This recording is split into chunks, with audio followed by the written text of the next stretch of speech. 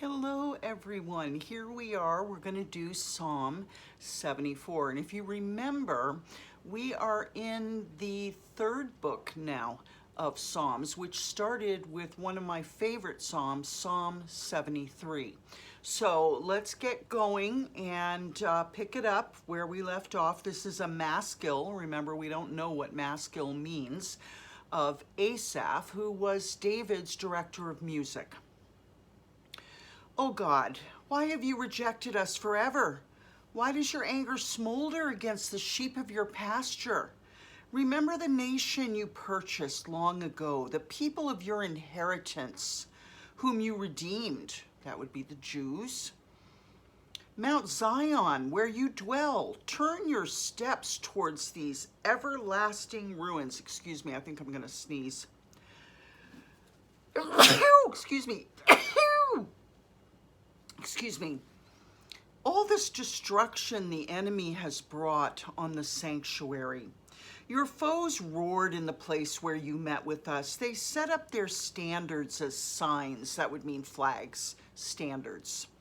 They behaved like men wielding axes to cut through a thicket of trees. They smashed all the carved paneling with their axes and hatchets. They burned your sanctuary to the ground. They defiled the dwelling place of your name. They said in their hearts, we'll crush them completely.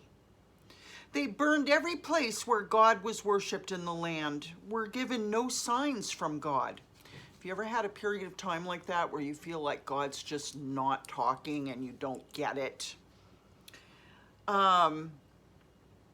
And none of us knows how long this will be. How long will the enemy mock you, God? Will the foe revile your name forever? Why do you hold back your hand, your right hand? Take it from the folds of your garment and destroy them. But God is my king from long ago. He brings salvation on the earth. It was you who split open the sea by your power. Of course, a reference to the parting of the Red Sea. You broke the heads of the monster in the waters. Remember, we discussed Leviathan and sea monsters, potentially. It was you who crushed the heads of Leviathan and gave it as food to the creatures of the desert. It was you who opened up springs and streams. You dried up the ever-flowing rivers. The day is yours, and yours also the night. You established the sun and the moon. It was you who set all the boundaries of the earth. You made both summer and winter. Remember how the enemy mocked you, Lord, how foolish people have reviled your name? Don't hand over the life of your dove to wild beasts. I'm sure he's using dove as an example or as a reference to Israel. Do not forget the lives of your afflicted people forever. Have regard for your covenant, for your promise, because haunts of violence fill the dark places of the land. Do not let the oppressed retreat in disgrace. May the poor and needy praise your name. Comes right back to praise. Right back to praise. That's what we're to do. Rise up, O God, and defend your cause. Remember how fools mock you all day long. Don't ignore the clamor of your adversaries, the uproar of your enemies, which rises continually. All right, Psalm 75 for the director of music, to the tune of Do Not Destroy, a psalm of Asaph, a song. We praise you, God. We praise you, for your name is near. People tell of your wonderful deeds. You say, I choose the appointed time. It is I who judge with equity. When the earth and all its people quake, it's I who hold its pillars firm. To the arrogant, I say, boast no more. And to the wicked, don't lift up your horns. Don't lift up your horns against heaven. Don't speak so defiantly. No one from the east or the west or from the desert can exalt themselves. It's God who judges. He brings one down, he exalts another. In the hand of the Lord is a cup full of foaming wine mixed with spices. He pours it out, and all the wicked of the earth drink it down to its very dregs. As for me, I'll declare this forever. I'll sing praises to the God of Jacob, who says, I'll cut off the horns of all the wicked, but the horns of the righteous will be lifted up. Okay. Psalm 76 for the director of music with stringed instruments, a psalm of Asaph, a song. God is renowned in Judah. Excuse me, I just went to the wrong place. In Israel, his name is great. His tent is in Salem. Now, did you know that Salem actually means peace? The word Salem means peace. His dwelling place in Zion. There he broke the flashing arrows, the shields and the swords, the weapons of war. You're radiant with light, more majestic than mountains rich with game. The valiant lie plundered, their last sleep. Not one of the warriors can lift his hands at your rebuke, God of Jacob. Both horse and chariot lie still. It's you alone who are to be feared, who can stand before you when you're angry. From heaven you pronounced judgment, and the land feared and was quiet. When you, God, rose up to judge, to save all the afflicted of the land. Surely your wrath against mankind brings you praise, and the survivors of your wrath are restrained. Make vows to the Lord your God and fulfill them. Let all the neighboring lands bring gifts to the one to be feared. He breaks the spirit of rulers. He's feared by the kings of the earth. Psalm 77 for the director of music for Jeduthun of Asaph, a psalm. I cried out to God for help. I cried out to God to hear me. When I was in distress, I sought the Lord. At night, I stretched out untiring hands and would not be comforted.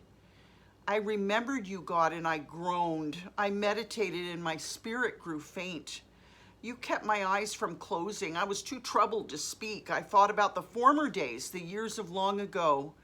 I remembered my songs in the night. My heart meditated and my spirit asked, will the Lord reject forever? Will he never show his favor again? Has his unfailing love vanished forever? Has his promise failed for all time? Has God forgotten to be merciful? Has he in anger withheld his compassion?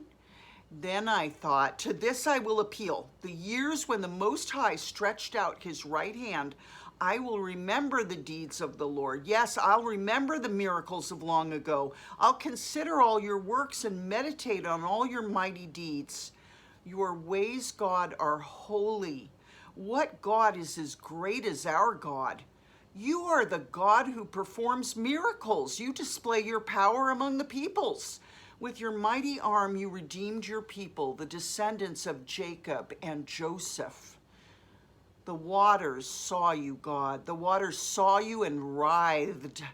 The very depths were convulsed. The clouds poured down water. The heavens resounded with thunder. Your arrows flashed back and forth. Your thunder was heard in the whirlwind. Your lightning lit up the world. The earth trembled and quaked. Your path led through the sea, your way through the mighty waters, though your footprints were not seen. You led your people like a flock by the hand of Moses and Aaron. So I'm kind of getting that God does speak through the weather, through lightning and thunder, etc. Psalm 78, and this will be our last one for tonight. A maskil of Asaph. My people, hear my teaching. Listen to the words of my mouth. I'll open my mouth with a parable. I'll utter hidden things, things of old, things we've heard and known, things our ancestors have told us.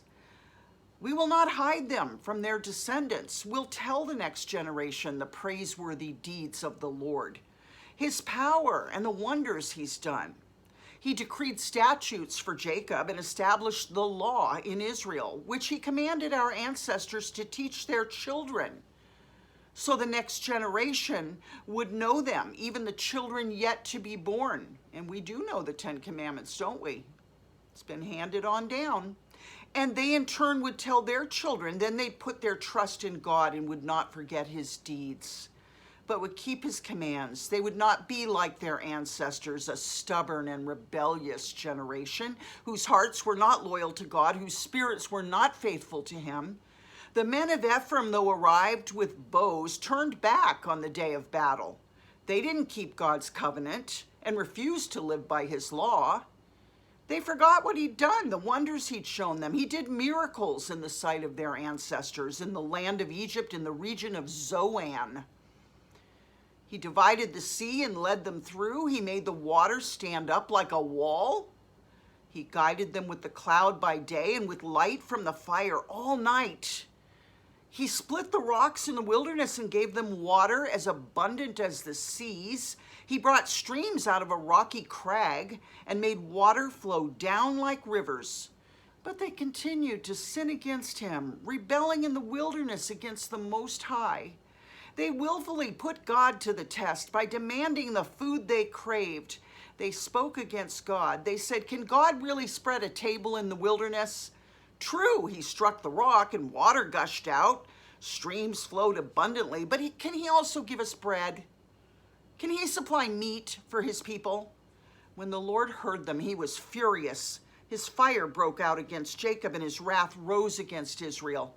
For they didn't believe in God or trust in his deliverance. Yet he gave a command to the skies above and opened the doors of the heavens. He rained down manna for the people to eat. He gave them the grain of heaven. Human beings ate the bread of angels. He sent them all the food they could eat. He let loose the east wind from the heavens, and by his power made the south wind blow. He rained meat down on them like dust. Remember, the quails all blew in, and there were just thousands upon thousands of quails. Birds like sand on the seashore. He made them come down inside their camp, all around their tents. They ate till they were gorged.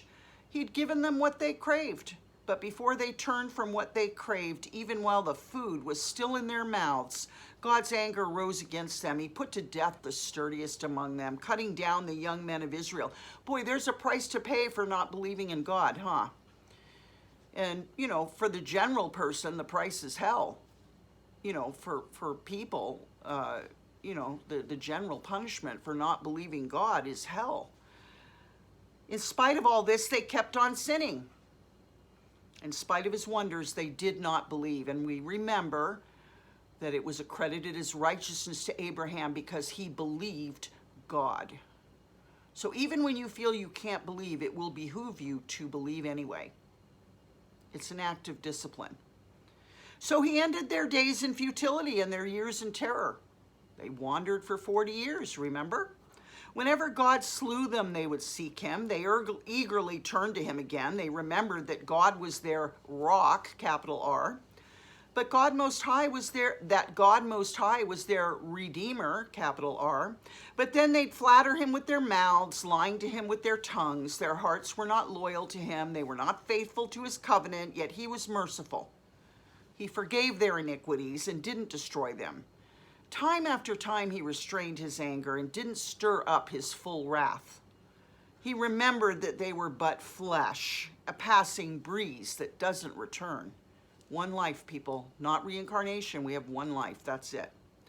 How often they rebelled against him in the wilderness and grieved him in the wasteland.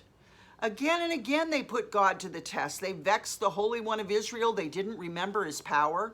The day he redeemed them from the oppressor, the day he displayed his signs in Egypt, his wonders in the region of Zoan.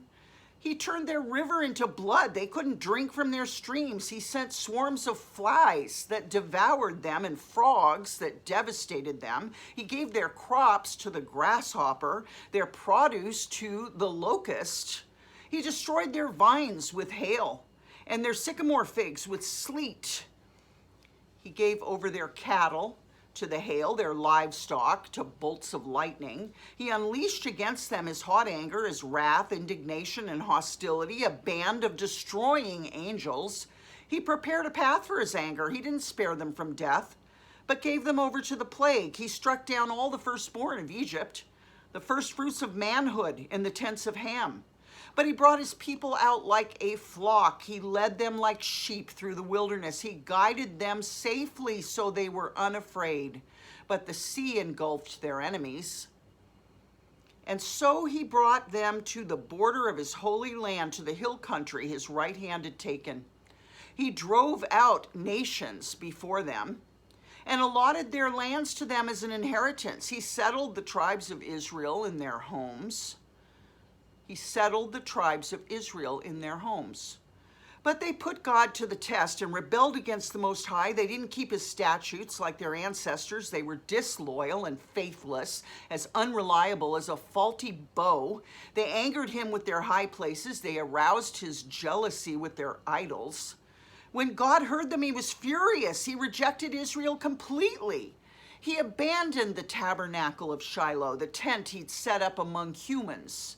He sent the ark of his might into captivity, his splendor into the hands of the enemy. He gave his he gave his people over to the sword. He was furious with his inheritance, meaning Israel. Fire consumed their young men, and their young women had no wedding songs. Their priests were put to the sword, and their widows could not weep. Then the Lord awoke as from sleep, as a warrior wakes from the stupor of wine. He beat back his enemies. He put them to everlasting shame. Then he rejected the tents of Joseph. He didn't choose the tribe of Ephraim, but he chose the tribe of Judah. Mount Zion, which he loved. He built his sanctuary like the heights, like the earth that he established forever. He chose David, his servant, and took him from the sheep pens. From tending the sheep, he brought him to be the shepherd of his people Jacob, of Israel, his inheritance. And David shepherded them with integrity of heart, with skillful hands. He led them. I love you very much. I will see you tomorrow for Psalm 79. We'll continue on in the third book, 2 more books after this. And you have a wonderful evening. Love you very much. Bye-bye.